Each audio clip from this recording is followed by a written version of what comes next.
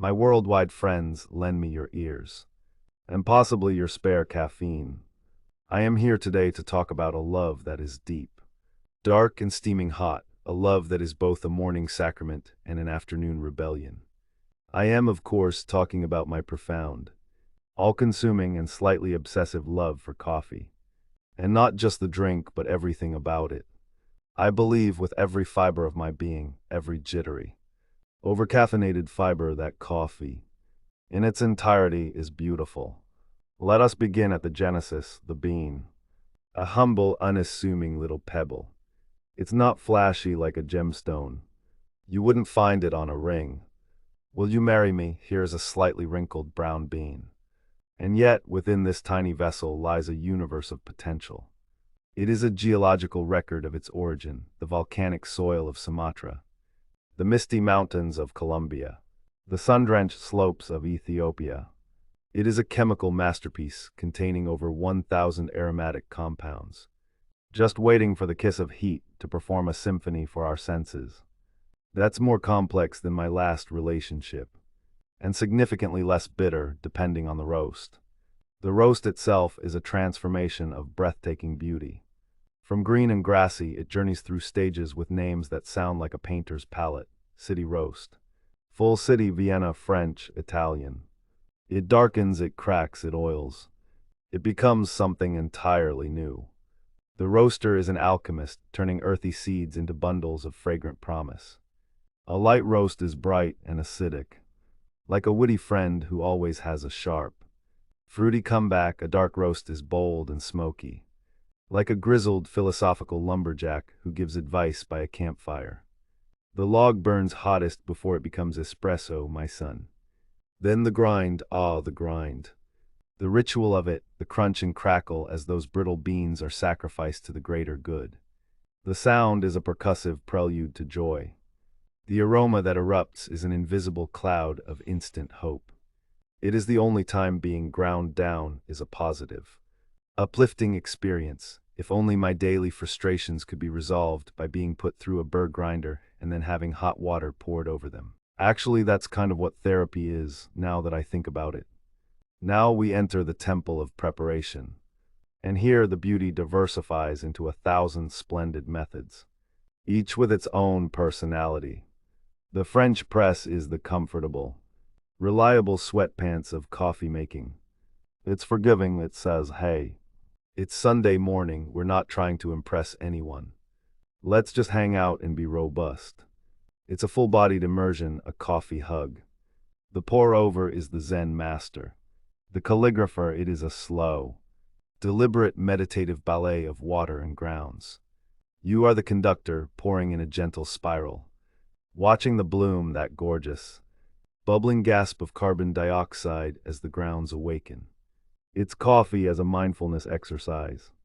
If you do it wrong, you don't get bad coffee. You just fail to achieve inner peace. The espresso machine is the diva. The opera singer, it is high pressure, high drama, and demands respect. It hisses, it steams, it groans with purpose. But when it performs, oh, that thick, honey-like stream of pure, concentrated soul, topped with a crema the color of a toasted hazelnut, that's the God shot. It's over in 25 seconds but leaves you breathless. It's the James Bond of coffee, sophisticated, intense, and always shaken in a portafilter, not stirred. And then there's the mocha pot, the stovetop percolator of our nanas and abuelas. It's not fancy, but it's fierce. It gurgles with the passionate spirit of 1,000 Italian grandmothers yelling. Mangia, it produces a brew that's strong enough to reboot a computer, or at the very least, your will to live before 8 a.m. Let us not forget the people, the barista, that modern-day hero in a linen apron. They are part chemist, part therapist, part latte artist with a flick of the wrist. They create a rosetta or a heart in the microfoam. They hand you a cup containing a perfect, milky swan, and for a moment you think, I can't possibly destroy this. And then you do, because your need for caffeine outweighs your appreciation for edible art. It's a beautiful, fleeting tragedy, like autumn leaves. The act of drinking is where it all culminates. That first sip is not just a taste. It's an event, it's the warm, liquid key that unlocks the day. It turns your morning mumble into a coherent sentence. It transforms "I regret my life choices" into "I regret my life choices." But proactively, the bitterness isn't a flaw. It's a complexity, it's the adult version of acquiring a taste. We didn't like it at first either, but we pretended until our taste buds surrendered out of peer pressure. And the world it creates, coffee is the catalyst for community. Let's Get Coffee is the universal code for let's have a conversation that may last anywhere from 12 minutes to 4 hours. The coffee shop is a secular sanctuary, a place of first dates, awkward breakups, freelance work, and novel writing. The gentle hum of the grinder, the soft hiss of steam, the low murmur of conversations, it's the white noise of civilization. It's where you can be alone together, with everyone else who's also alone together. It's beautiful. Even the side effects are beautiful. That gentle tremor in your hands. It's not anxiety, it's your body vibrating at the frequency of productivity. That sudden laser-focused ability to reorganize your entire spice cabinet at 10 p.m. That's not mania, that's the spirit of the coffee bean. Compelling you toward order, coffee doesn't just wake you up, it makes you possible. In conclusion, my friends, coffee is beautiful from soil to sip. It is a global journey in a cup. It is science, art, ritual, and rebellion. It is the silent partner to our dreams, our work, and our conversations. It is the liquid backbone of the modern world.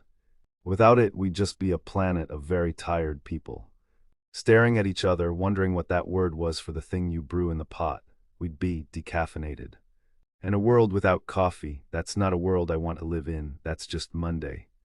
So I raise my mug to you, to the bean, the brew, the barista, and the beautiful, buzzing bliss it brings. Now, if you'll excuse me, all this talking about coffee has made me need a coffee. It's a beautiful, beautiful cycle.